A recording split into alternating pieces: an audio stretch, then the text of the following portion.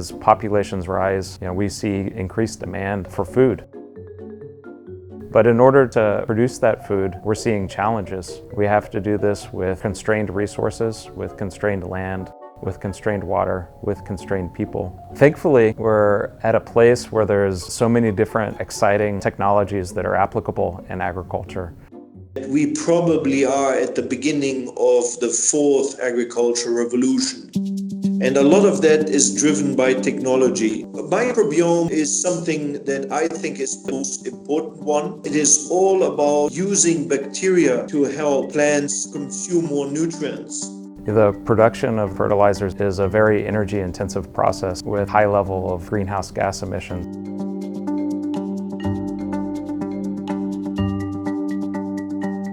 Our investment Pivot Bio has developed a natural way to extract nitrogen from the air and utilize it as a fertilizer.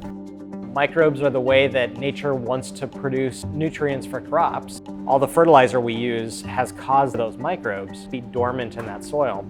Microbes have the ability to turn nitrogen in the air into a form the plant can use. We rediscover those microbes, reawaken that capability, and turn that into something that's easy for a farmer to use. We're trying to rethink how we grow all of the food on this planet and do it in a way that's more efficient, better for the planet, and also allows us to feed our growing population. Disease outbreaks are a major problem in animal farming agriculture. Using vaccine as a preventative measure is probably the best way to go about it to help ensure the profitability of the farmer and the safety of our food supply. When an animal is sick, you have to treat it. Sometimes you have to treat with antibiotics. And I would say the animals have the right to be treated. But when you can prevent the disease, it's far more efficient. That's why we have developed vaccines. I think it's clear that the world is moving from treatment to prevention and diagnostic. The Newcastle disease is a critical disease all over the world and specifically in Africa. It's extremely difficult for a farmer. If you can provide them a day-old chicken vaccinated for life, it's a major way to secure the animal it will produce.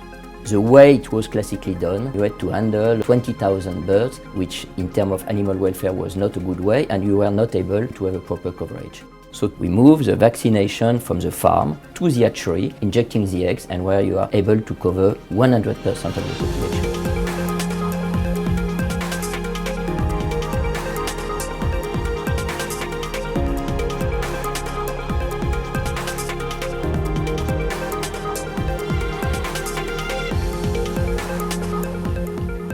As a generational investor, Temasek is well suited to invest in some of these new innovations.